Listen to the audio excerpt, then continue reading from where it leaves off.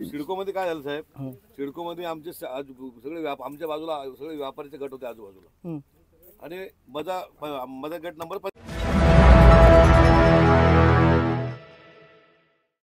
साहेब आमचं तर काय झालं माहिती आहे का, आता समाधान तू बोलला ना साहेब, सगळं येलोमध्ये साहेब सगळे आजूबाजू सगळे गट घेतले.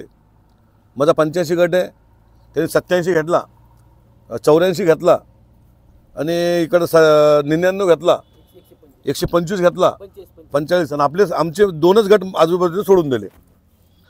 आमदार साहेब स्वतः 3दा 4दा बोलले, कलेक्टर साहेबाला बोलले, हलकर साहेबाला बोलले, तरी पण त्यांनी आम्हाला टाळमटाळी केली. ही टाळमटाळी आपले एक आता जे रजिस्टर झाले साहेब 200 कितीतरी एकरचे, त्यातला एक बी शेतकऱ्याची रजिस्टर झाली नाही, त्यात पुरे व्यापाऱ्याचं रजिस्टर झालेलं आहे.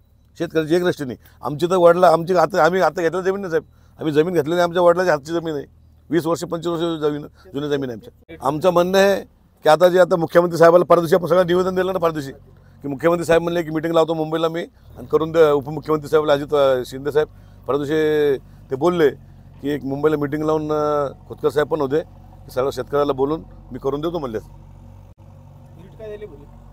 रेट आमच्या येलोचे 1,69,00,000 रुपये तेच रेट, त्यांना वेगळा आम्हाला थोडी वेगळा भेटणार, तोच रेट भेटणार.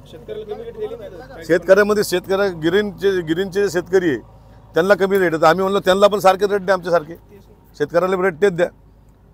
शेतकऱ्याला जमीन जास्त लांब नाही ना, बांधच आहे. हे बांध 149चा आहे, हे बांध 159चा आहे, आजूबाजूलाच बांध आहे.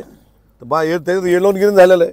आज ज्यावेळेस मुद्दा उपस्थित होतो ग्रीनला वेगळे, आणि मला सांगा एका भावाची ग्रीन आहे तिथला गहू सोन्याचा पिकतो, आणि ज्याची येलो आहे तिथं काही वेगळा पिकतो. आम्हाला तर सारखंच आहे ना. आम्हाला काय ते शेतकऱ्याला काळी आई आहे, ती गोरी आई काळी आई हिरवी आई त्याला नाही कळत. आणि सिडकोच्या जमिनी जे आहे तिथं जे जमिनी साहेब त्या 1.5 कोटी रुपये एकरच्या वरच्या जमीन आहे आज बी, तुम्ही असे बी विकल्या तर. तिथं तो प्रस्तावितच नव्हता. सांबरे साहेब समोर आहे, त्यांच्याकडे 2 आहे.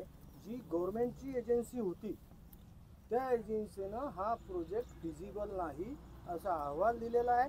त्याच्यानंतर कोट्यावधी रुपये खर्चून मर्जीतली एजन्सी नेमली गेली, त्या मर्जीतल्या एजन्सीनं अहवाल दिला, आणि मग सिडको केला गेला. हे तुम्ही बघितलं पाहिजे. आणि त्या आपल्या घरच्या माणसावर विश्वास नाही, आपल्या जिल्हा प्रतिनिधीवर विश्वास नाही, आणि कोणीतरी गावचा फोन करून सांगतो की बातमी चुकली, अशातला हा प्रकार आहे. हे तुम्ही त्या सांबरे साहेबाकडून जरा त्यांच्या सबुरीनं त्यांच्या मागं लागून तुम्ही ते कागद घ्या, त्यांच्याकडे सगळं कागद.